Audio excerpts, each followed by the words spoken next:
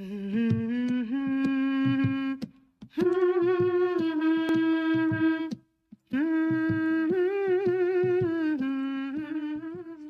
querido que la novela Aquellos días del Sáhara se presentara como primicia en el buque de vapor El Correio de la Palma, que está anclado como museo en el puerto de Santa Cruz de Tenerife. Este barco conectó durante muchos años las islas y el Sáhara español, el Ayun y Villacisneros con Las Palmas y Tenerife, y en él se hizo parte del traslado en el momento de la evacuación. Encierra mucha alegría por las cartas y los mensajes que llegaban de España a aquel territorio, pero también por la tristeza del abandono.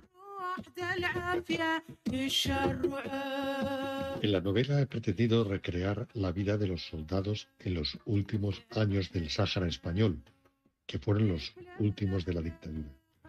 Esta época estuvo marcada por la sombra de una guerra silenciada con el Frente Polisario y con Marruecos, y recoge las historias de amor y desengaño de algunos personajes y toda una serie de vivencias y recuerdos que pensé que no podían caer en el olvido.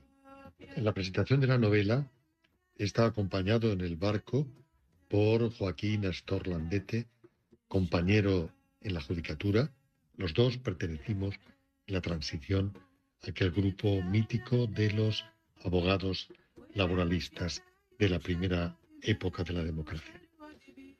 También me acompañó Lueila Min El Mami, Lala, joven abogada del Colegio de Abogados de Tenerife y activista por los derechos humanos y de la causa saharaui.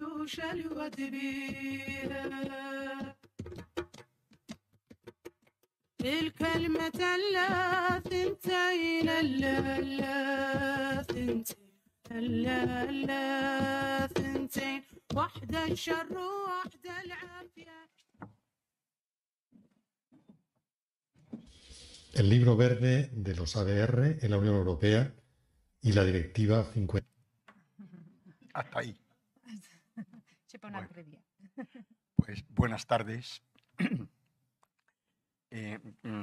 Bueno, me encanta la presentación de este libro porque a muchos de los que estamos aquí, desde luego a toda a mi generación o aparte de mi generación, pues este es un libro que nos toca el corazón muchísimo, ¿no? Completando un poco la presentación de la película, del vídeo, pues la novela nos cuenta la historia, la vida, las emociones, las experiencias de un estudiante antifranquista perteneciente a una familia de derechas, adicta al régimen, muy adicta al régimen, un estudiante que es destinado al servicio militar en el Sáhara. Y todo ello en medio del desmoronamiento de la dictadura. Estamos en una época en que Franco se está muriendo y al mismo tiempo se está planteando la posibilidad, que luego se confirma, de abandonar la colonia africana con la grave traición al pueblo saharaui que todos conocemos. Pero esta novela o este libro no es una autobiografía. Al menos no es totalmente. Es una novela y, claro, es, por tanto, una ficción, ¿no? ¿Pero de qué tipo? ¿Es una narración histórica? ¿Un libro testimonio? ¿De aventuras? ¿De suspense? ¿De amor? ¿Es una crónica de final del franquismo? ¿Es un ensayo que analiza esos acontecimientos históricos? Bueno, pues es todo eso y muchas más cosas, porque la novela, cuando la leáis, veréis que nos regala páginas magníficas sobre la amistad, la solidaridad, el compromiso, la violencia, el racismo, estas cosas. Para mí la novela refleja la valentía de una generación o parte de ella, porque hablar de una generación igual seríamos muy ambiciosos, ¿no? Al menos una parte de esa generación que desafió a la dictadura, que luchó por la libertad y la democracia, que se organizó para ello en sindicatos y en partidos políticos como el Partido Comunista, pero no solo, y es una generación que arriesgó mucho, sufrió la tortura, la cárcel, la expulsión de la universidad o la fábrica, la incomprensión de la propia familia muchas veces, o padecer, como el caso del autor, Pascual Ortuño, una mili durísima en el Sáhara o en las demás plazas africanas. Y la novela reconoce esa generación, la reconoce muy bien, ¿no? A mí me ha interesado mucho de la novela el contexto, el marco. El contexto social, geográfico, histórico de la novela, que está documentadísimo, y los que vivimos ese momento histórico, inmediatamente anterior a la transición, ese momento en que la dictadura sacaba su garra más feroz, podemos asegurar que las cosas eran así, que no se exagera nada, aunque parezca mentira, no se exagera nada. Lo que hay es una información amplia, una información bastante precisa, mucho trabajo de la propia memoria, mucha investigación, desde luego de hemeroteca, pienso, y este trabajo de la verdad histórica, junto con el estilo, con la voz, con los poemas propios, tan tiernos y emotivos, por cierto, los poemas y las canciones que preceden a los 47 capítulos de la novela, pues nos muestran una carpintería que habilita perfectamente la trama y que le da credibilidad a la ficción. A mí una de las cosas que tenemos que agradecer a la novela es que estimula y resucita nuestros propios recuerdos personales, ¿no? La lucha contra la dictadura, el expediente en la universidad, el paso por la cárcel o aquel servicio militar absurdo y humillante que muchos de nosotros hicimos. Pero la novela no solo cuenta la lucha universitaria en una época y en algunas ciudades representativas como Valencia o como Madrid, en donde el PC tiene un protagonismo destacado, pero no solo. Hay otros partidos que también tienen mucha importancia en esa época. También cuenta, además de esto, hechos y sucesos que nos sitúan en esos años, ¿no? Por ejemplo, la fundación y la actividad antifranquista de la famosa Unión Militar Democrática o la Unión Popular de Soldados Demócratas. La intensificación de las huelgas en esa época y las movilizaciones impulsadas por comisiones obreras. La actividad y la creación y la actividad de la Junta Democrática o la Plataforma Democrática. El atentado contra Carrero Blanco. Las penas de muerte y las ejecuciones por fusilamiento, por garrote vil. Por ejemplo, el giro que da la Iglesia en esa época, abandonando el barco del franquismo moribundo, ¿no? Y yo aquí quiero señalar que una cosa que me ha gustado mucho de la novela es que cuando el protagonista está en el Sáhara, las comunicaciones que recibe por vía telefónica o por carta, no te las puedes perder. Son interesantísimas. Son, por ejemplo, las cartas de su hermana, de su madre o de su novia, Lola. Hay que prestarle una especial atención a esas cartas porque creo que es un recurso estilístico y una aportación interesantísima de la novela. Bueno, la novela también nos sitúa a nivel internacional. No hay que perder de vista dónde nos encontramos. Año 73 al 75. Se termina la guerra de Vietnam. Por cierto, que aquí en Valencia hicimos manifestaciones en Blasco Ibáñez en solidaridad con el Vietcong, ¿no? Y las ofensivas que hacían los vietnamitas en la guerra de Vietnam, mirando a la policía por si venían detrás, ¿no? El golpe de Estado de Pinochet, la revolución de los claveles en Portugal, o las consecuencias de la guerra del Yom Kippur, liderada por Israel y los países árabes, con una grave crisis por la subida del petróleo, poniendo las economías occidentales patas arriba. Todo eso está en el fondo de la novela. La novela es una fuente interesantísima sobre la vida en el territorio del Sáhara. El sistema político-militar, una administración muy militarizada, con la legión, el batallón de la policía territorial, las tropas nómadas, el servicio de información militar, por ejemplo, las cárceles sucias y terroríficas, todo eso lo refleja muy bien.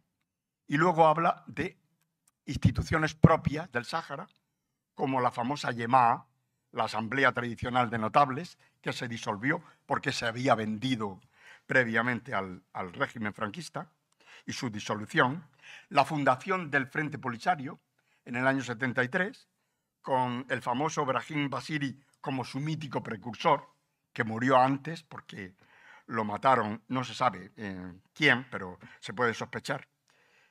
Luego, la novela habla mucho de la población saharaui y su organización tribal, su economía, en base a la explotación de los fosfatos que hacía España, claro, luego después Marruecos y Francia, o el pastoreo, o la pesca, o el pastoreo de rebaños y camellos en el desierto del Sáhara, ¿no?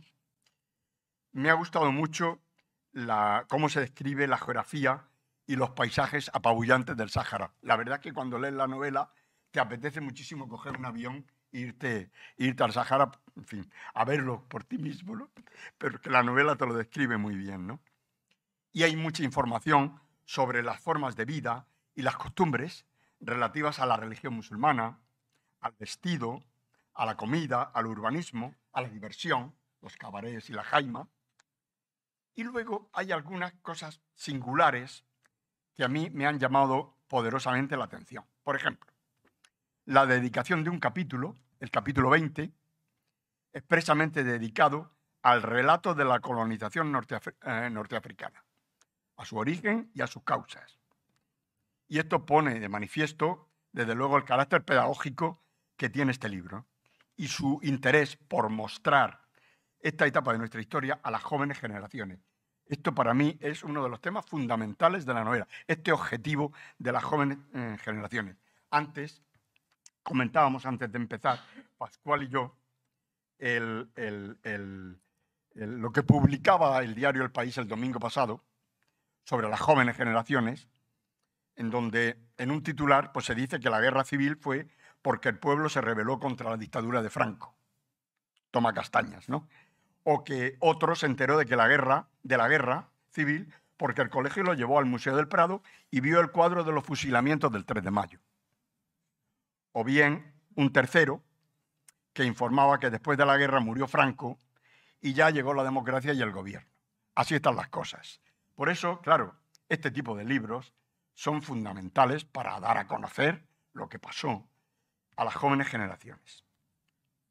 Me ha gustado también mucho la parte final del libro, que lo llama Pascual, las notas históricas, donde él nos explica por qué se le ha ocurrido escribir esta novela, ¿no? Esto no lo encuentras en otros libros, ¿no? Pues nos explica por qué, ya lo leeréis vosotros. Resumen la situación de España en esa época, en los últimos años de la dictadura, rescata del olvido a la Unión Militar Democrática, injustamente olvidada tantos años, nos cuenta con mucho respeto y admiración la actividad y la existencia de los testigos de Jehová. Es muy interesante todo lo que se escribe sobre los testigos de Jehová. Entonces estaban considerados como una secta peligrosa en un país que era nacional católico y confesional. Entonces, pero sin embargo ellos pagaron un precio altísimo, ¿no? Porque como fueron los primeros objetores de conciencia, iban a la cárcel y se pasaban años y años en la cárcel, ¿no? Algunos de ellos incluso murieron. Y también explica una cosa que luego en el debate, si queréis, podemos comentar más tranquilamente, más despacio, que es el desenlace del conflicto del Sáhara después de la Marcha Verde, el abandono que hizo España del Sáhara, por qué, cómo y de qué manera, ¿no? Y cómo están las cosas hoy, porque ¿para qué las prisas, no? ¿Cómo están las cosas hoy? En fin, hoy el giro del gobierno democrático de apoyo a Marruecos en su pretensión de una autonomía imposible del territorio, al mismo tiempo que se reconoce implícitamente la soberanía de Marruecos sobre el Sáhara Occidental, pues en fin, ha servido para que el libro se ponga se ponga en el candelero en estos últimos tiempos, pero nos lo hubiéramos ahorrado muy a gusto, si no hubieran cambiado de posición. Quiero destacar también como una singularidad, y voy a ir acabando enseguida, la figura del capellán castrense, el capitán Collado, donde yo he querido ver un homenaje a los curas progresistas. Y a mí me parece muy bonito, ¿no?, que en la novela se recoja la historia de este hombre, porque representa a los curas después del Concilio Vaticano II, su aproximación a la gente, a las fábricas, a los barrios, y en el ejército, muchos de ellos pues jugaron un papel de protección y de ayuda a los soldados frente a los mandos autoritarios y brutales. Y quiero acabar hablando un poquito, brevemente, sobre las historias de amor en la novela. Me parece de lo más bonito, de las cosas que más me han gustado de la novela, han sido estas historias de amor, porque además de la historia, a veces luminosa y a veces atormentada, de los protagonistas, Emilio y Lola, no voy a hablar de eso porque no quiero hacer spoiler, pero hay 3 historias que me han llamado la atención y que os voy a resumir brevemente para terminar. Una es la relación de Nadia y Admé, un matrimonio de jóvenes saharauis comprometidos con la liberación de su pueblo y al mismo tiempo compartiendo generosamente con su gente, pero también con los españoles, su vida, sus bienes, en fin, y solidarios con la dureza y padeciendo también la adversidad y la represión. Nadia y Admé. Otra es la de la pareja formada por el capitán Collado, el cura al que me he referido, y Yadisha. De Yadisha se dice en la novela, a la que se define muy bien en la novela, podemos ver la madre protectora y comprensiva, la madre sembradora de paz, la madre sanadora y de esperanza en el alma de los soldados y de los soldados amigos del capitán. Y la historia, para acabar, en este caso real, de la gran escritora china San Mao, Chen Ping o Eiko Chen, se llama, es su nombre real, por lo que es conocida. Es una escritora taiwanesa que se casó con un submarinista llamado José María Quero, un andaluz de Jaén, su amor, el amor de ella. Un amor maravilloso, ¿no? Entonces en la novela se narra la ceremonia, dice Pascual, sencilla y entrañable de la boda de la pareja, cómo es su vida en el Sáhara. San Mao dice, un lugar especial de mis sueños, ¿no? San Mao es famosísima en China, aún hoy, pero famosísima, ¿no? En el Sáhara incluso y en Canarias existen itinerarios de por dónde vivió y lo que hizo San Mao, ¿no? Y os invito a que investiguéis este personaje en internet, ¿no? En fin, en todo caso, el San Mao es famosísima en China, aún hoy. Su vida es de película, como de película es esta preciosa novela que nos ha regalado Pascual Ortuño y que la gente no se debe de perder de ninguna manera. Gracias.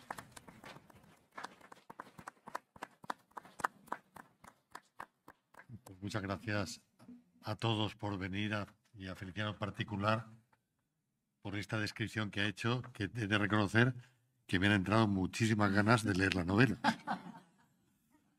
Realmente ha ido mucho más allá de lo que yo pretendía, y te lo agradezco. Él me decía antes, te pegaste un curro enorme.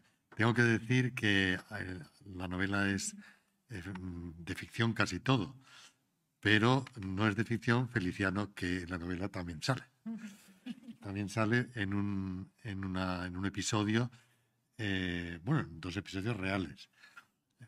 Bueno, fue uno de los represaliados, junto con Isabel, que luego también intervendrá en aquellas luchas universitarias en Valencia de los años 72 a 75, que fueron importantísimas y que, bueno, que llegaron yo creo que se extendieron por todo el país, pero donde Valencia tuvo la Universidad de Valencia entró por primera vez la policía a la Universidad Española, incluso en el franquismo, dimitió todo el claustro, incluso el rector, y luego hubo 300, esta historia que parece que, bueno, que fue en Valencia, que no fue allá, que hubo un consejo de guerra contra 300 estudiantes por haber hecho una huelga. Algunos de ellos estáis aquí y también pues yo he querido rendir homenaje. A lo mejor la novela peca de haber querido abarcar muchos temas, como ha dicho Feliciano. Agradezco también a Estefanía Blanes el que esté con nosotros. ¿Por qué Estefanía? Bueno, pues porque los que vivimos en el Sáhara, en una época tan delicada, yo pertenezco a una asociación, no han podido venir algunos compañeros, uno de ellos tenía el COVID, otro problema. Tenemos una asociación de veteranos de la Misión del Sáhara, que no es una asociación de veteranos a la sazón, ¿no? de militares que nos reunimos a rememorar historias, sino que fundamentalmente es una asociación de cariño hacia el pueblo saharaui. Nos reunimos, este año se hace el 17 encuentro. ¿Por qué? Pues porque casi todos nosotros convivimos con compañeros nuestros que eran españoles, que estaban en las unidades militares con nosotros, que compartíamos con ellos el día a día, y por eso esta asociación se ha significado mucho, por ejemplo, en la ayuda al Sáhara, a los campamentos de Tinduf, bueno, pues a acoger a los niños saharauis durante tanto tiempo. En este caso, pues Estefanía Alcoyana, política valenciana singular, pues también se ha destacado por este empeño en reivindicar la causa saharaui. Por eso le agradezco mucho que haya estado que esté con nosotros. Bueno, pues muchísimas gracias. Pues sí, como decía Pascual, bueno, pues sí, llevamos muchas personas. Yo creo que, sobre todo, siempre, yo creo que esa frase siempre nos llega, ¿no? El pueblo español, yo creo que tiene muy claro, ¿no? La ayuda al Sáhara, al pueblo saharaui, ese cariño y esa estima, y sobre todo es por ese vínculo tan fuerte que se creó en su momento y que ahora, bueno, pues otras generaciones en otros espacios, como es el tema de la acogida de niños o de la colaboración con las asociaciones que trabajan y reivindican por la liberación del pueblo saharaui y de el derecho a su autodeterminación, pues bueno, pues seguimos, ¿no? Seguimos en el camino.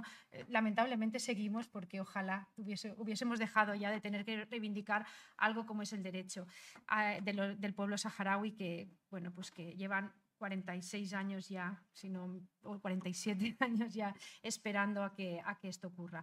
A mí la verdad es que me ha alegrado poder encontrar una novela en la que el Sáhara Occidental sea bueno, pues el escenario de algo de ficción, porque las que seguimos este tema, pues hay muchísimos libros documentales en el que puedes, pues a nivel de datos y de historia, ¿no? Pues poder saber sobre todo la historia del pueblo saharaui, pero disculpeu que em passa el valencià parlant. Se m'és còmode. Però el trobar-nos una novel·la en el que l'escenari, en una novel·la de ficció en el que l'escenari siga el Sàhara Occidental i I és que és cert, és una novel·la de ficció, com bé es deia. Jo encara no he tingut l'oportunitat de llegir-la tota, però després de la presentació, a més, així, de Feliciano, encara, com diu, encara tenim més ganes d'acabar-la. Però, com deia, que siga l'escenari d'una novel·la de ficció, per a mi, jo crec que ens anima a conèixer, no? Perquè sí que és cert que és novel·la de ficció, però al mateix temps és molt acurada en els detalls, en la història real, en el que va ocórrer allí i en el per què a dia d'avui estem en aquest escenari. He de dir que he tingut la sorpresa de llegir últimament un altre llibre en el que també es feia menció al Sàhara espanyol, un autor que és John Nesbon, res que a veure, no? En la causa saharaui, i parlava del Sàhara espanyol. Per tant, bueno, pues, són curiositats que jo crec que això és el que ens veu, el que ens dona a entendre és que el silenci que s'ha pretès així en altres espais pues, no ha estat. Jo no ho he viscut, jo vaig néixer el 76, però sí que tinc aquest record, tinc un tio que va fer la mili a la Llun, i aquestes històries que venen així al llibre de quan arribaven les cartes, quan arribaven els paquets, no? A mi sempre m'han contat, ma abuela quan enviava des d'un poble andalús, no? L'embotit, la matanza, i arribava allí, bueno, pues tot això que també apareix a la novel·la, jo sí que ho he viscut en el record dels meus avantpassats. Una novel·la, evidentment, que no vaig entrar a analitzar-la perquè Feliciano l'ha analitzat molt bé, però sí que no es pot sorprendre que té una evidència consciència política. Així no anem a trobar una imparcialitat, perquè al final jo crec que el que compta precisament és veritats, és evitar el blanqueig que s'ha dut molt de temps sobre aquest tema i sobretot el silenci. I aprofitant aquest acte i que podem trencar el silenci sobre aquest tema, sobre el Sàhara, jo crec que n'hi ha que, sempre que tenim un altaveu possible, ho faig a les Corts, com deia, com a diputada, sempre que és possible, i també crec que este és un bon espai per a fer un xicotet recordatori històric del per què el Sàhara està a dia d'avui com està i què són els últims aconteciments que l'han posat en el debat polític en aquests darrers mesos. Va ser província espanyola per un intent de blanquejament d'una colònia, no? Va ser província espanyola entre 58 i 76, i a partir d'ahir, a partir dels anys 60, que ja es venia reclamant la descolonització, n'hi ha resolucions de Nacions Unides que moltes vegades s'anomenen en base a les resolucions de Nacions Unides. N'hi ha 136 resolucions que parlen precisament del tema de la descolonització d'aquest territori, però n'hi ha un eix comú en totes elles. Totes elles parlen del dret inalienable del poble saharaui per a la lliure determinació a través d'un referèndum d'autodeterminació. Això ho diu des de la primera resolució fins a l'última resolució. També parla de que en la resolució de 1960 ja es parlava de que es lamentava el procediment com a potència administradora en quant a la no celebració d'aquest referèndum. Per tant, tot això ve marcant-se des de l'inici.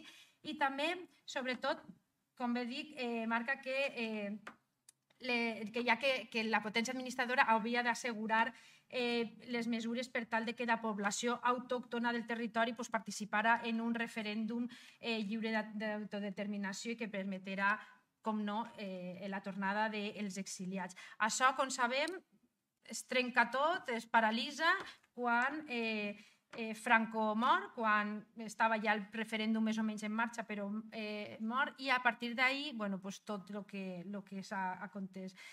La Marxa Verda del 6 de novembre del 75, els acords tripartits, que moltes vegades hem parlat d'ells, i allò, què va ser? Què va ser els acords tripartits? Els acords tripartits va ser una taula en la que es van seure Mauritània, Marroc, Espanya, i van dir anem a repartir-se així el pastís, sense tindre en compte el que és la població autòctona i la població legítima d'aquest territori.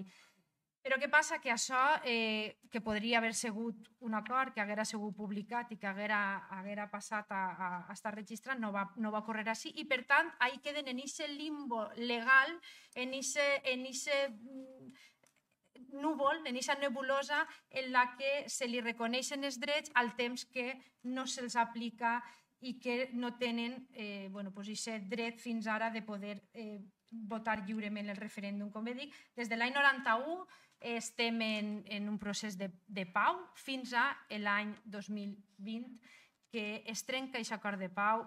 Poc sabem per la televisió de què està ocorrent a dia d'avui. Es parla molt de les guerres que estan en actiu.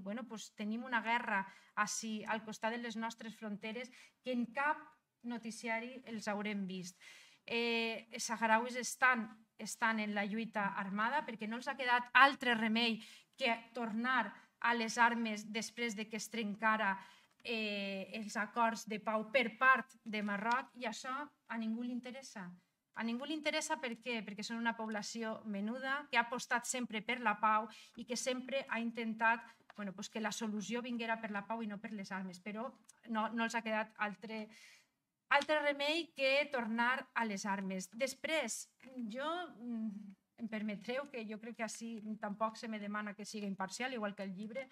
Jo crec que a dia d'avui, si hi ha hagut prou traïcions històriques, especialment i principalment per part del Partit Socialista Espanyol, Partit Socialista, al poble saharaui es quedava una altra per escoltar, que és l'últim canvi de postura per part de...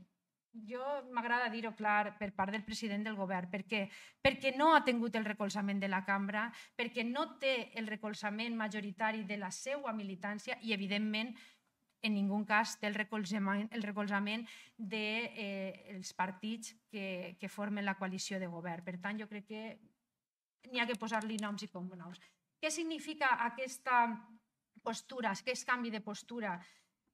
És un canvi de consens polític que havien tingut històricament. És cert, i també m'agradaria ressaltar-ho, perquè ara a vegades n'hi ha qui s'aboga la veu dels defensors del poble saharaui, com el senyor Feijóo, tampoc han fet res quan han tingut l'oportunitat. No han fet res, encara que sí que hi havia aquest consens polític i social, almenys d'apoyar la causa saharaui. I tot això a canvi de què?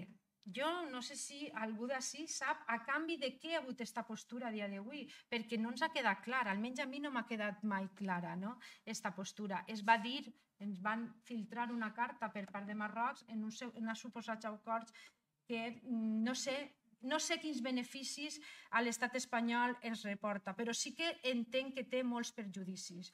Una és aquesta traïció a un poble germà que els devem molt i que a mi em cau la cara de vergonya del que ha passat.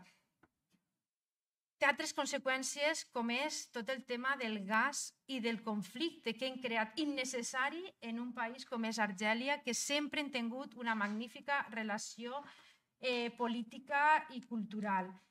I ja dic, a canvi de què? Ens podem fiar d'un dictador com és, en aquest cas, el monarca marroquí? Es podem fiar d'ell? Podem creure que això significa que no va haver conflicte en les fronteres?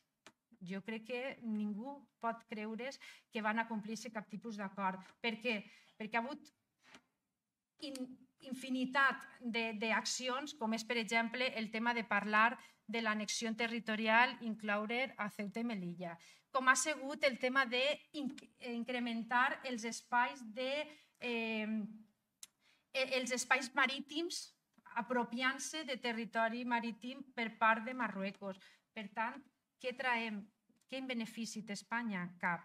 Simplement per acabar, jo crec que com bé dia, les resolucions són molt clares. Jo vaig a destacar les dues últimes, la del 28 d'octubre del 2021, que deia que com totes les anteriors, que reconeix la sobirania política del Sàhara Occidental, la solució al conflicte no pot prescindir de la voluntat i els drets del poble saharaui respectant la legalitat internacional i les resolucions de Nacions Unides en el marc del plan d'arreglo del 29 d'abril del 91, i una altra que em pareix fonamental, i és la del Tribunal de Justícia de la Unió Europea del 29 de setembre del 21, que deia que el regne de Marroc no pot exercir ningú tipus de sobirania sobre el Sàhara Occidental, ni sobre el seu territori, ni sobre els seus recursos. Fonamental. Per què hi ha aquest interès en el Sàhara? Perquè té recursos, perquè és un país molt ric i perquè és una població que estant on està, en territoris, en camps de refugiats, doncs, bueno, doncs té una força molt limitada per a poder afrontar cara. Jo simplement dic, no podem blanquejar dictadures. El regne de Marruecos és un regne genocida contra la seva població i sobretot contra els saharauis que viuen en els territoris ocupats i per tant jo crec que n'hi ha que dir-ho ben clar, no podem continuar apoyant una causa que, com bé deia Feliciano, evidentment és totalment impossible que fuga dur endavant com seria la sobirania. No podem decidir per els saharauis, no podem dir que ara han de la solució ha de ser la sobirania, perquè si fos aquesta la solució, perquè es fan quasi 50 anys que viuen en el desert, ja l'hagueren acceptada. Per tant, és totalment inacceptable i hem de treballar per a que les resolucions de les Nacions Unides no sols es signen i es pengen a una web, sinó que es complisquen totes i cada una d'elles. Gràcies.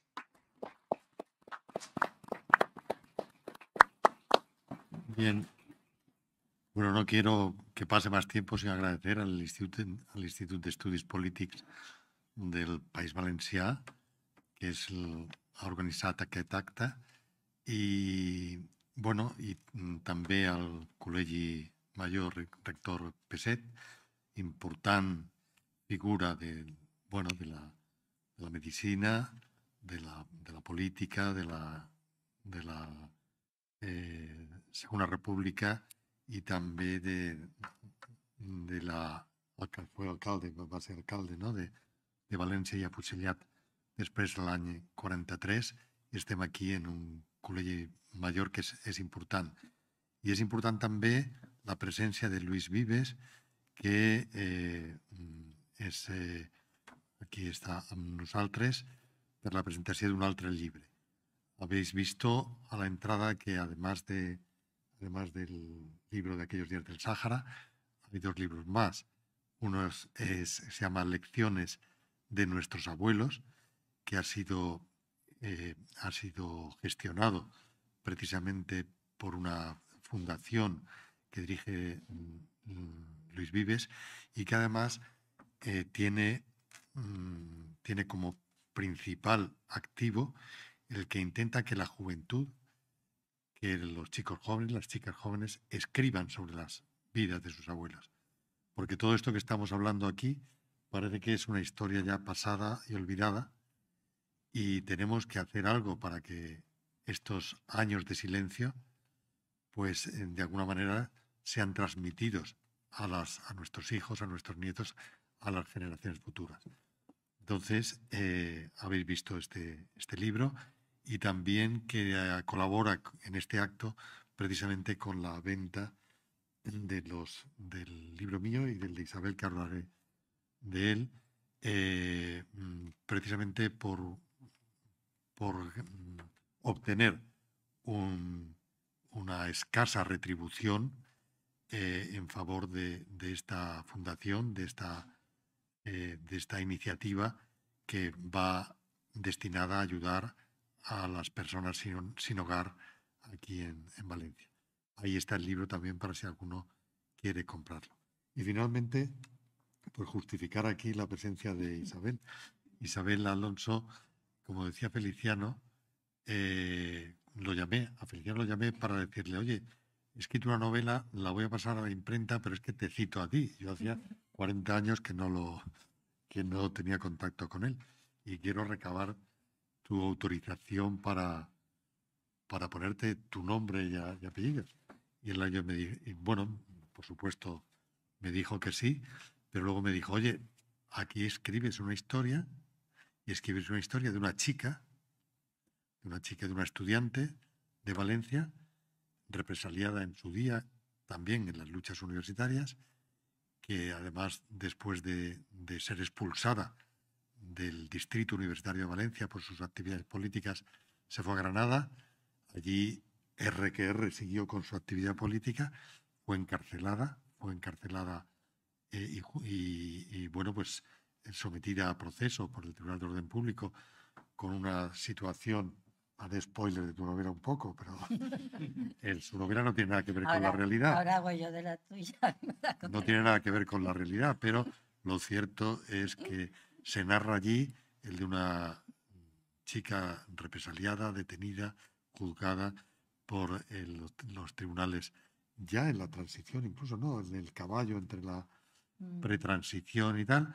Y me dijo, bueno, pues es una chica parecida a la que ella relata en la novela. Luego resulta que la propia Isabel también estuvo expulsada aquí, también estuvo en Granada, también estuvo detenida, también estuvo en la cárcel, incluso estaba embarazada estando en la cárcel, y me dijo, y he escrito una novela que se llama Como un pulso.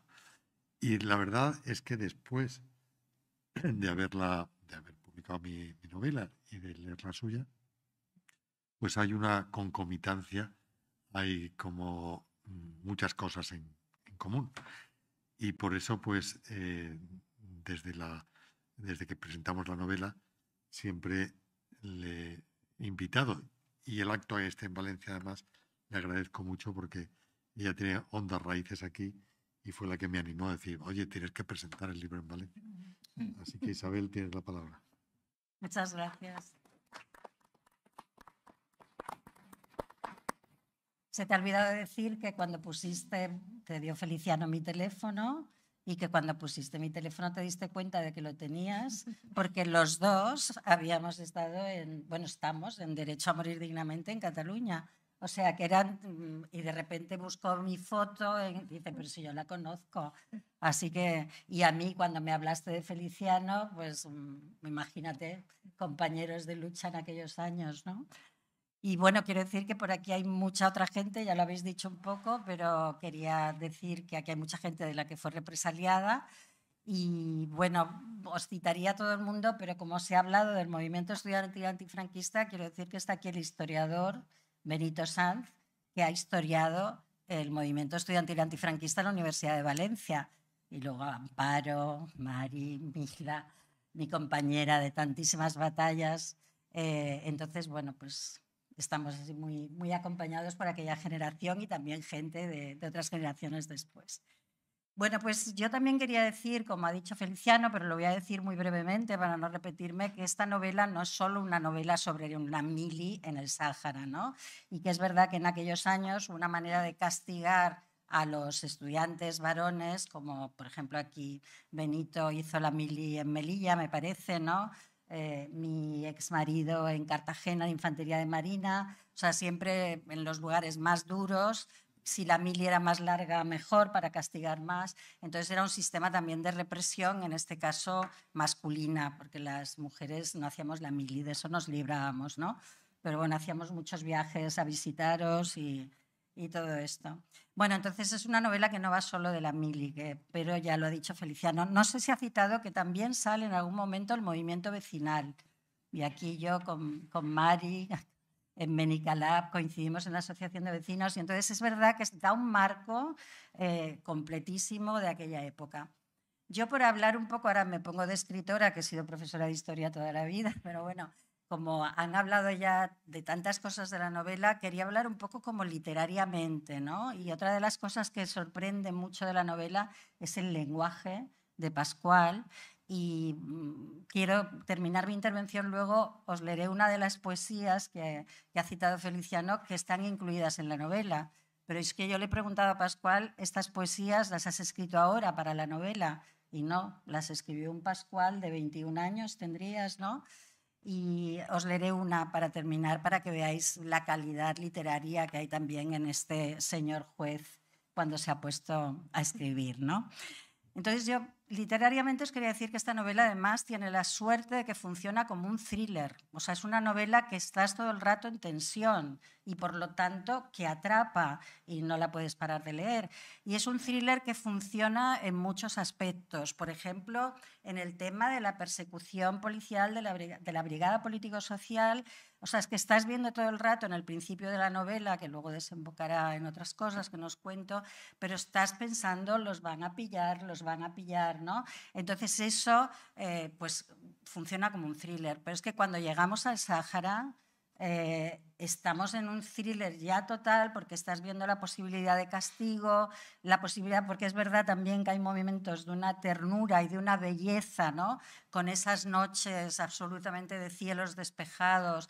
o con ese contacto con la población saharaui, pero funciona como un thriller. Hay otro thriller metido dentro, que es si se va a romper la relación con la familia o no del protagonista, que no os diré si se rompe o no, pero aquí, o sea, realmente la novela funciona muy bien como novela, aparte de todo lo que habéis dicho, lo bien ambientada que está, la cantidad de datos que aporta, cómo te mete en un momento. Como cada pequeño capítulo tiene una fecha que funcionaría un poco como un diario, la novela empieza el 15 de septiembre de 1972, y estamos en esta primera parte de movimiento estudiantil de la lucha antifranquista y acaba en septiembre de 1975.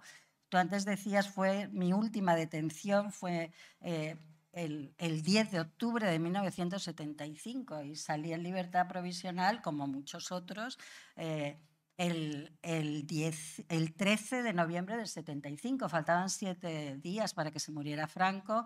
La agonía de Franco, pues allí había varias presas políticas en la cárcel de Granada, ¿no? Como decía Feliciano, algunas del PC, sería mi caso, también había gente de Bandera Roja y de otros grupos, ¿no? Bueno, entonces funciona como un thriller. Y sobre el tema del Sáhara, que es verdad que es la parte más importante de la novela, algo también habéis dicho, porque me ha tocado la última, pero yo quería señalar esta manera de ver los paisajes, o sea, de realmente estas ganas de ir allí, ¿no? Y a lo mejor lo que tenemos que hacer es ir allí a presentar la novela. Y yo ya que llevo 3, me apunto a la del Sáhara, ¿eh? Claro. Me apunto. El barco que aparece en el vídeo es el final de la novela, es otro protagonista de este final que tampoco voy a adelantar, ¿no? Entonces, otra cosa, a ver, las mujeres últimamente nos leemos mucho a mujeres escritoras, ¿no? Ahora hay mucha literatura de mujeres y nos gusta mucho leer a mujeres escritoras. Y luego cuando leemos a hombres escritores, pues tenemos 2 sensaciones, ¿no? Ahora que el pobre Julián Marías se murió, yo no pude acabar Corazón tan blanco. Y no lo pude acabar porque no soportaba cómo veía los personajes femeninos. O sea, es que se te cae de las manos, escribirá como Los Ángeles, pero no me gustaba. Luego, cuando ha ido envejeciendo y escribiendo artículos de opinión en El País, hemos entendido que todo seguía ya una dinámica, ¿no? Que es a mí las mujeres... Bueno, me voy a pasar. No lo digo. Vale, pobre Julián Marías. Pero entonces, una de las cosas que quiero resaltar de Pascual como escritor es lo bien que trata a los personajes femeninos, cómo los mira. O sea, cómo los mira el autor, cómo los describe. No son meras comparsas. El personaje de Lola, la hermana, la madre, el padre también. Pero quiero decir, cuando te encuentras con un autor y lo estás leyendo como mujer y dices, me gusta cómo ve a los personajes femeninos, me gusta cómo los trata, ¿no? Y esto realmente indica una sensibilidad que tiene este autor. Vale, entonces ya para acabar, porque luego os quiero leerla, Feliciano también ha hecho mención a este último capítulo en que dice por qué ha escrito la novela. Yo no lo voy a destripar porque es verdad que es muy bonito leerlo, pero quería hablar de las fuentes de la novela, que ya han salido un poco, ¿no? Porque además un poco a mí también me ha pasado lo mismo. ¿Qué pasa cuando hay unas historias de tu juventud que quedan ahí encriptadas en el tiempo, ¿no? Y no las vuelves a revisitar? Pues cuando las vuelves a revisitar, estos recuerdos se alimentan de los recuerdos de otra gente que vivió contigo estas experiencias. Pero es que además se alimentan porque vuelves a ver fotografías, vuelves a... Pascual ha contado, esto no sale en la novela, por lo tanto no es destripar, pero lo ha dicho en alguna entrevista, que su primera esposa le devolvió todas las cartas que él había escrito durante la mili de Marruecos. Y realmente una mili, de la mili del Sáhara, y una mili tan larga y tan dura, está claro que descubrió aquí un escritor. Estas cartas las podrías publicar también.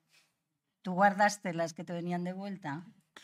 No, lo que pasa es que yo he publicado las que me interesa que se conozcan. Que están aquí en el libro. Bueno, pues un epistolario estaría muy bien como continuación de la novela, porque realmente, entonces, estas llamadas telefónicas entre compañeros, esto revisar fotografías, Y luego ir a fuentes más clásicas, ¿no? Porque las que hemos sido profesoras de historia y hemos querido enseñar historia desde el feminismo y desde contemplar a las mujeres, nos hemos dado cuenta de que a veces las fuentes tradicionales, las mujeres salían poco, pero salían. Cuando Clara Campoamor hace los debates sobre el voto, es una fuente tradicional, porque luego hay gente que ahora el Ministerio se ha pasado de la rosca y cuando habla de introducir a las mujeres en la historia dice con fuentes novedosas como las novelas, las canciones, y yo señalé, no me han hecho caso, y también aparecen en las fuentes tradicionales, por ejemplo, los discursos de Clara Campoamor en defensa del voto, son discursos parlamentarios, es una fuente súper tradicional. Bueno, entonces salimos en todas las fuentes. Pero hablando de fuentes más tradicionales, por ejemplo, los dosieres del Tribunal de Orden Público a través de Juanjo del Águila. Es decir, que ha habido un conjunto de fuentes para esta novela que de ahí sale esta construcción tan documentada.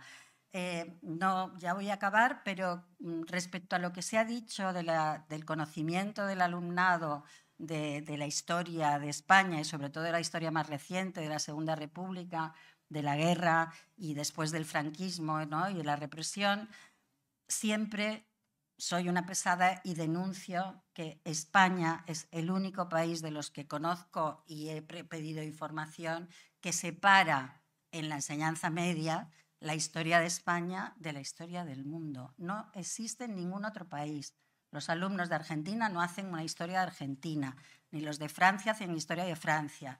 Y esto consigue el efecto de hacer una historia autárquica que no relaciona nazismo y fascismo. O sea, los que hemos dado clase ya sabemos que luego tenemos que estar en segundo de bachillerato. ¿Os acordáis del año pasado cuando hablamos del fascismo italiano? Pues de aquí sale el sindicato vertical único, la falange, la ayuda de Mussolini. Bueno, esto es una anomalía. Y la otra, gordísima, es que desde Esperanza Aguirre como ministra de Educación, la historia de España de segundo de bachillerato, repito que no existe en ningún sitio, me acuerdo el decano de la Facultad de Historia de Valencia, que ahora no recuerdo cómo se llamaba, dijo de Atapuerca a Aznar.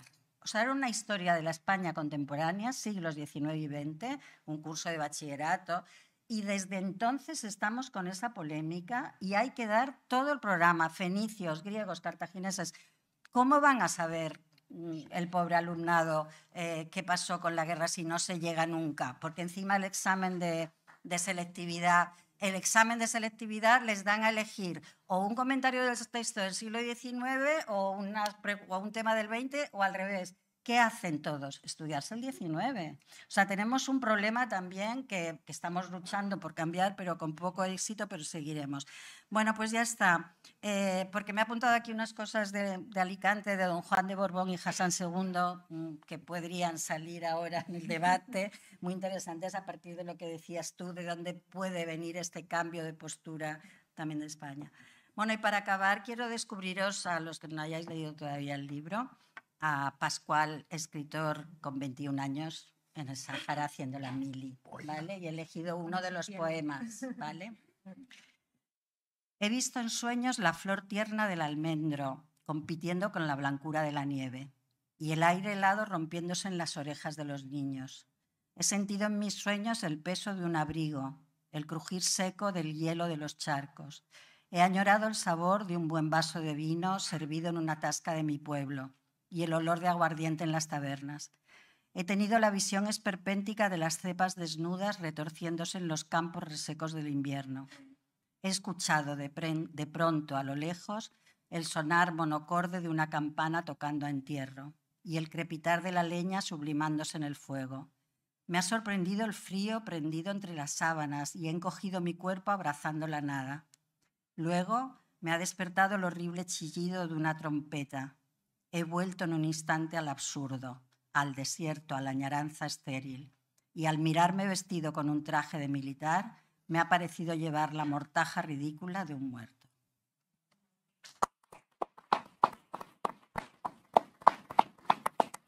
Bueno, pues muchas gracias. Desde luego, no voy a tener más remedio, ¿no? No, que darle las gracias y que además compartir las ganancias, no solamente con la Fundación de Luis, sino también con los No admito presentadores. propinas. No admito. No se admiten propinas. Bueno, yo realmente no tengo nada más que decir, porque ya se ha dicho todo. Ahí está la novela.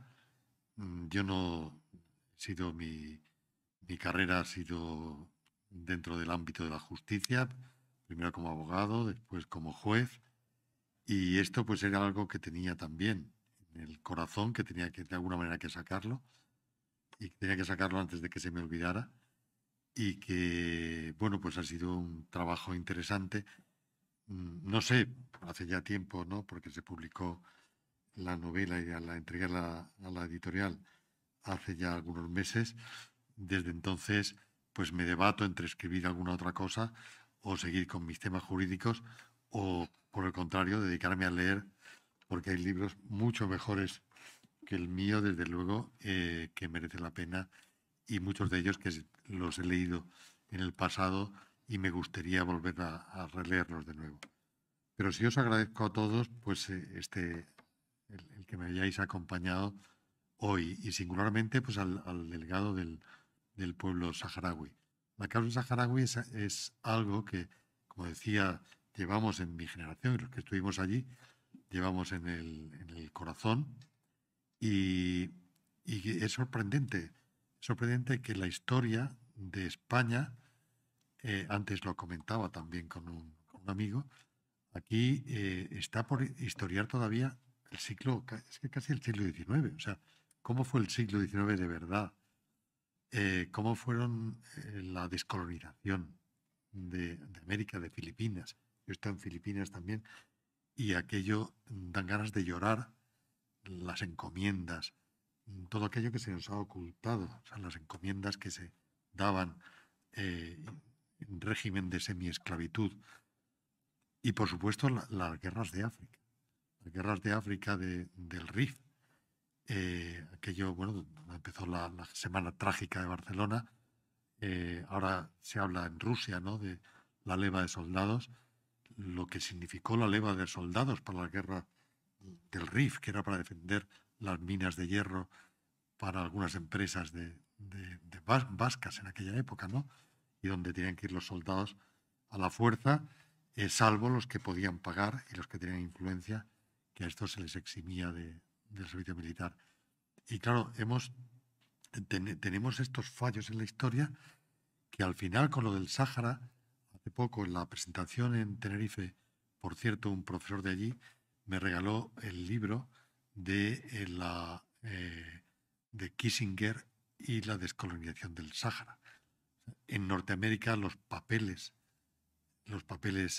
declarados secretos de la época del Sáhara, cuando Kissinger, esos se han publicado ya y se ha podido hacer una edición que se ha publicado y que podemos ver la importancia que estuvo Estados Unidos en toda esta película, en todas estas tensiones.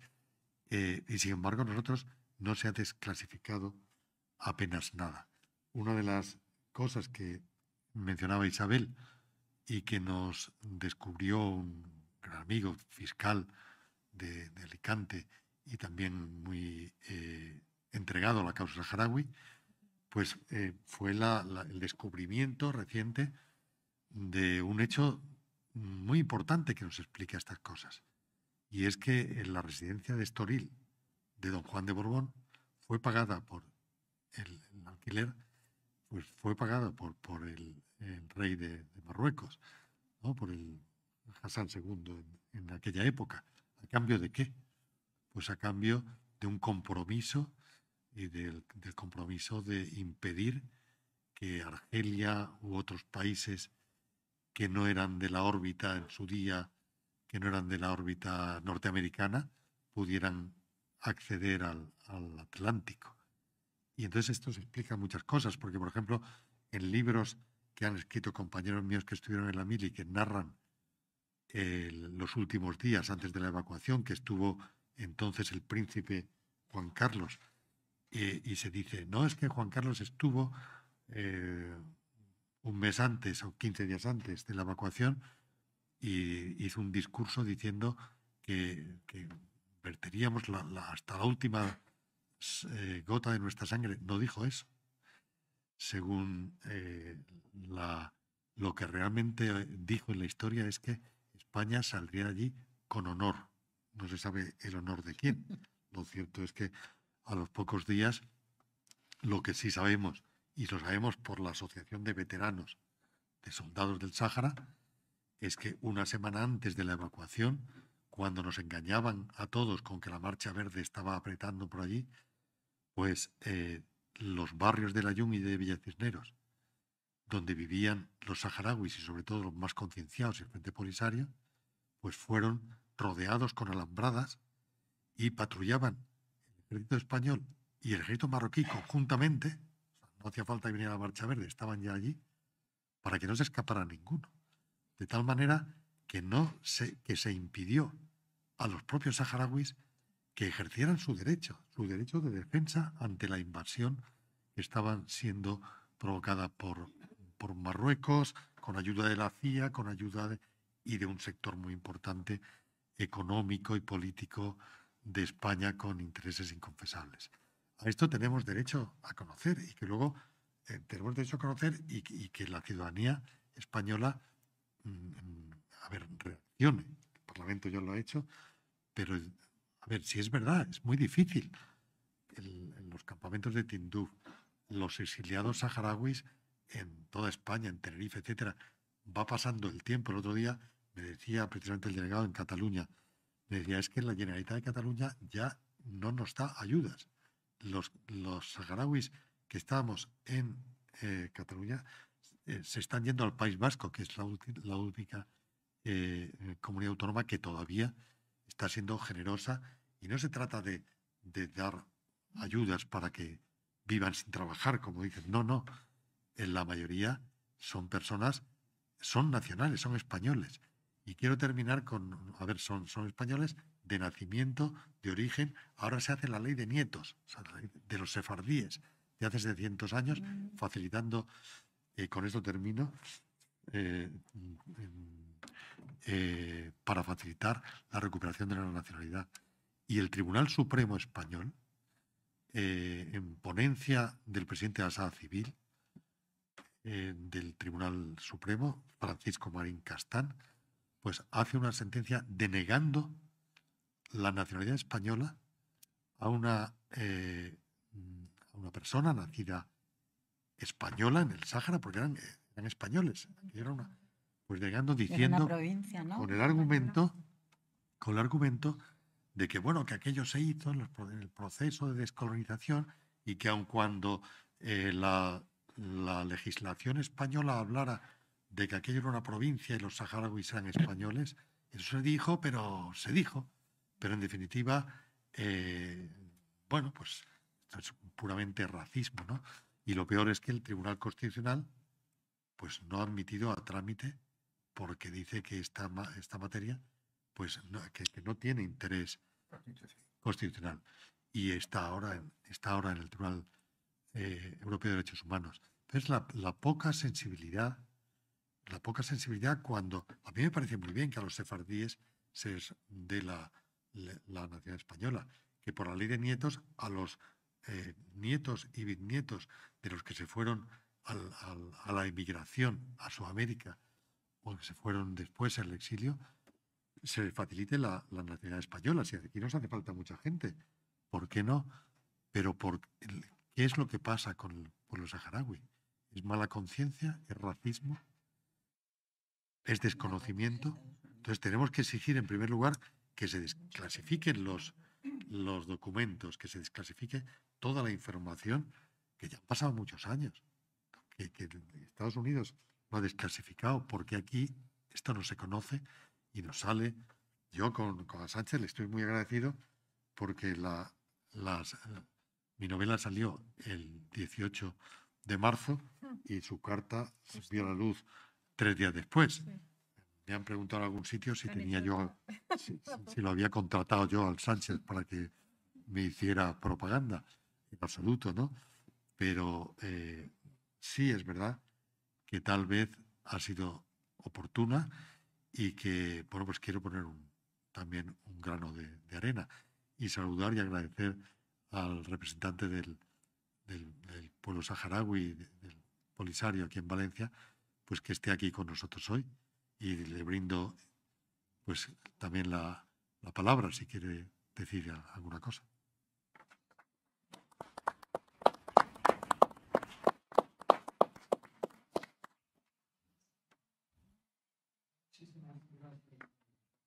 Espera, Biblia.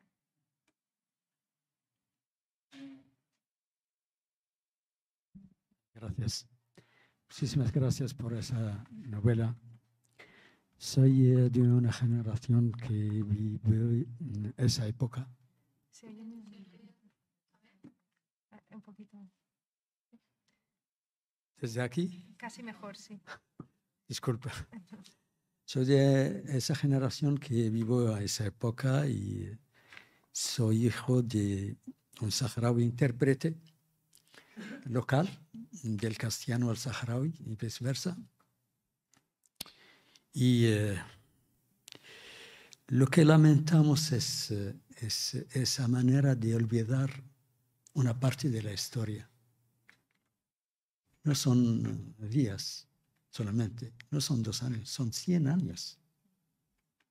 Y gracias a esa relación entre saharauis y los pueblos de España, tenemos hoy día una sociedad pacífica, tolerable, moderna, respetuosa a las relaciones que tenemos en esa época.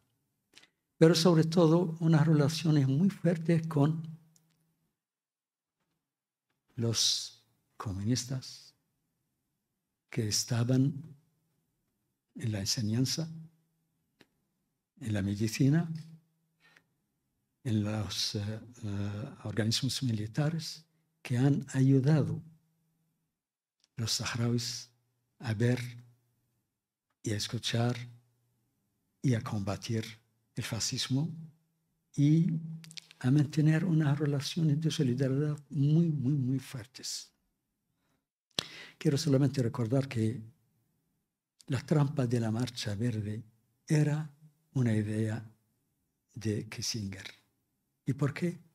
Porque quiere dar a Marruecos las riquezas del Sáhara Occidental.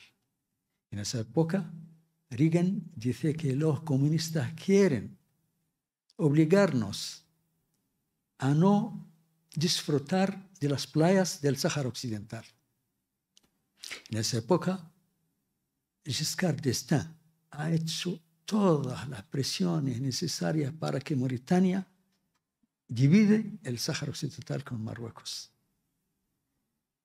Porque él dice que el Sáhara Occidental no debe ser un Estado, porque un mini-Estado, un microestado, no puede ser un Estado. Pero en la misma época ha reconocido el Estado a Djibouti. Djibouti, que es un puerto y una base militar. Eso todo para escaparse de las riquezas del Sáhara Occidental. El Sáhara Occidental, que no es un pequeño territorio, es un territorio de 260.000 kilómetros cuadrados. Hoy día hay otra tradición, ahora de la parte de la izquierda. Y lamentamos, como lamentan todos los militantes del Partido Socialista, esa postura vergonzosa del primer ministro, del presidente del gobierno español. Y necesitamos vuestra ayuda, vuestras presiones, vuestras posibilidades de visibilizar ese conflicto y esa situación. Un Sáhara libre, un Sáhara independiente va a ser un aliado, va a ser un vecino leal a nuestros vecinos canarios que tratamos siempre como primos debido a esa relación histórica. Las próximas elecciones son una ocasión para exigir de los políticos que se hable del Sáhara Occidental y que ojalá introducirla en la historia escolar en el Estado español, para que las generaciones sepan lo que ha pasado. Muchísimas gracias.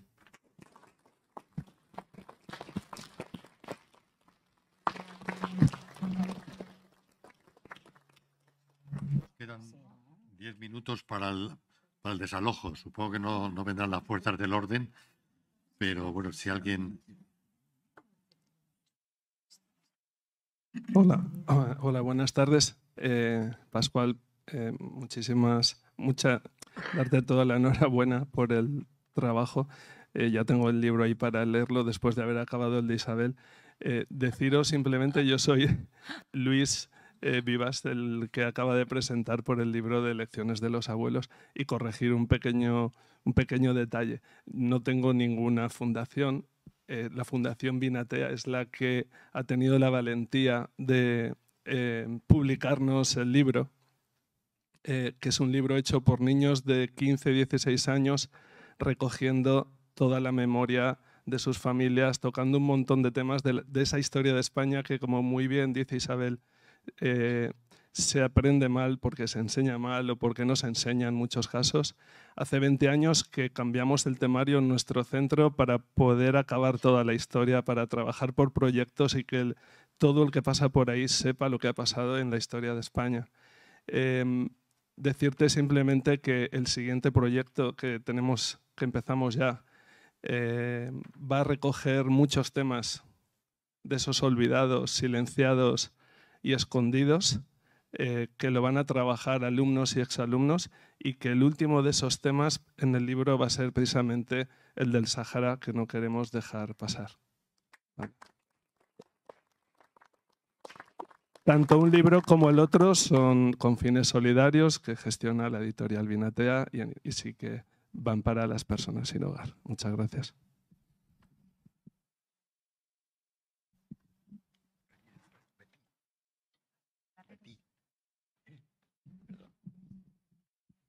Es que, bueno, soy un resucitado del COVID, pero no me puedo levantar. Mi experiencia es haber dado durante 6 años en las escuelas de adultos de diferentes pueblos el tema de la memoria histórica, sobre todo lo que fue la historia del maquis. Desde los primeros guerrilleros que se pusieron en Galicia, y tengo que reconocer que he ido a pedir ayuda algunas veces a la Cátedra de Historia Contemporánea, y a pesar de tener buenos amigos como Joan Alcázar o como Pedro Ruiz o como Isidro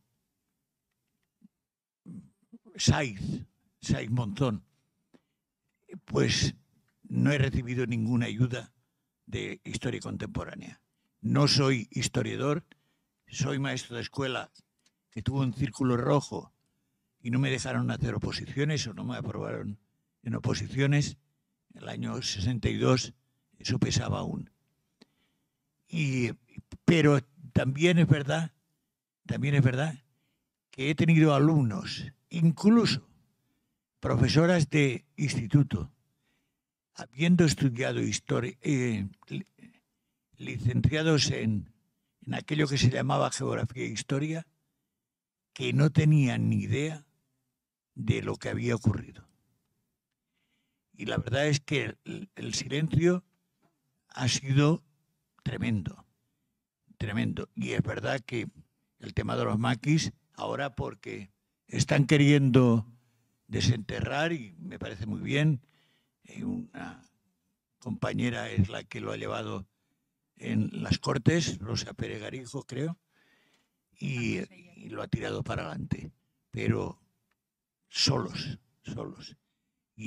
Pero en las escuelas no tenían, de adultos, estoy hablando de adultos, ¿eh?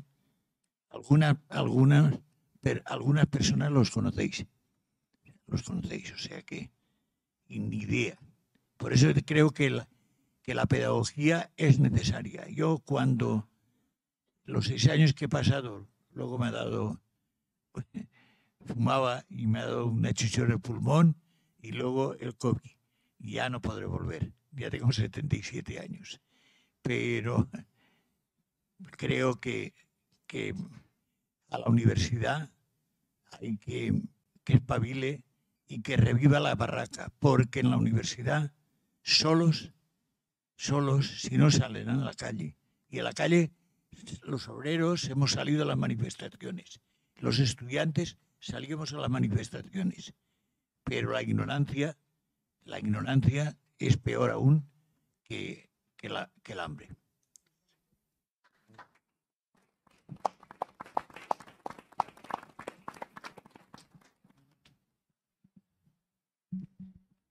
Buenas tardes. Felicitar al autor y a la mesa. Tengo el libro y quería hacer un inciso con respecto a esta última aportación. Y es que justamente este fin de semana en Santa Cruz de Moya, provincia de Cuenca, se celebran las jornadas sobre los maquis. Llevan más de 20 años. El domingo es el Día del Guerrillero Español. Sé que Isabel Alonso el año pasado estuvo presente también.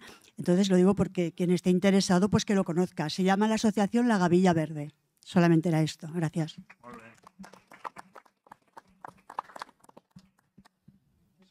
Sí, jo crec que és que coneixent molta estima al nostre maqui, a Kiko, el guerrillero, jo crec que, bueno, com a persona. Terminamos con esta intervención. Vale, yo soy Lola Pérez y comparto con él muchas cosas porque estoy en Amigos de la Calle repartiendo comida, repartiendo ropa, repartiendo muebles, todo lo que haga falta. Y luego tengo que decir algo sobre lo que tú has dicho. A mí tampoco me dejaron hacer oposiciones nunca, porque yo en un momento determinado nací en el 44. Entonces, en un momento determinado me negué a hacer el servicio social de la señora hermana del otro, que no quiero ni pronunciarles. Entonces me dijeron, vale, tú terminas el magisterio, pero nunca vas a poder trabajar en la escuela pública. Vale, pues he trabajado 32 años en la privada, ¿qué vamos a hacer? Pero no pudieron conmigo, que no es poco. Y gracias a todos por todo lo que hacéis, porque la gente se entere, sobre todo la juventud, se entere de lo que ha pasado. Yo tuve la gran suerte, que muchas veces lo comento con su madre, porque ella no tuvo la gran suerte, de que en mi casa se hablaba. Mi padre fue Cornejo el Dinamitero, uno de los 5 dinamiteros del 5º Batallón de Artillería, estuvo en el Valle de los Caídos, estuvo en la cárcel 12 años. Yo nací porque él le escribía y le escribió un pequeño teatro, más ni para ellos ni para mí, como decía él, pero que no me pusieran a pan y agua, y le dieron en diciembre del año 43 unos días de vacaciones y yo nací en septiembre, a los 9 meses. O sea que gracias a esa escritura estoy aquí y gracias a que luego de 12 años después, porque le pillaron y fue muy gordo porque fue una hermana suya la que le delató por miedo a la rapada, porque a mi madre la raparon, por miedo a la rapada y a que les dieran el aceite ricino y por Aranda de Duero, un pueblo de Burgos, pasearan para que los demás callaran, pues le delató que se había escapado. Él, como era dinamitero, sabía rezar, entonces vio la posibilidad de salir de noche, haciéndose el enfermo, les tiraban a la fosa común, que mi padre contaba, había más de 35.000 jóvenes ahí metidos, y le dieron un tiro en la pierna, de suerte, y salió, fue topo muchos meses, y cuando llegó a Aranda, su propia hermana, cuando mi madre les dijo que estaba allí, le delató a la Guardia Civil y esa misma noche se lo llevaron. Estuvo en la cárcel con Miguel Hernández y con muchos de los escritores. Y bueno, a mí me quedó la poesía. Muchas gracias a todos. Una cosa rápida, porque bueno, nos han contado lo que pasó hace muchos años en el Sáhara y sigue pasando. Hoy en día la gente sufre represión, está en las cárceles, hay gente que está condenada a cadena perpetua en los territorios ocupados y desde aquí el movimiento seguimos luchando para que se reivindique, para que se conozca. Entonces os invito este viernes, llevamos todos los meses haciendo concentraciones para protestar contra el cambio de postura del gobierno y este viernes tenemos una concentración de nuevo a las 19 horas en la Plaza de los Pinazos. Leeremos testimonios de activistas saharauis que han sufrido represión, que estuvieron años y años en las cárceles desaparecidas y desaparecidos, y os invitamos a participar.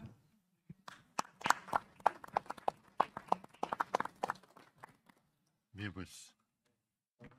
Bien, muchas gracias. Damos por concluido el acto, agradecer a los ponentes, especialmente a Pascual Luceño, que haya tenido el detalle de presentarnos el libro, que espero que todos llegamos por ahí.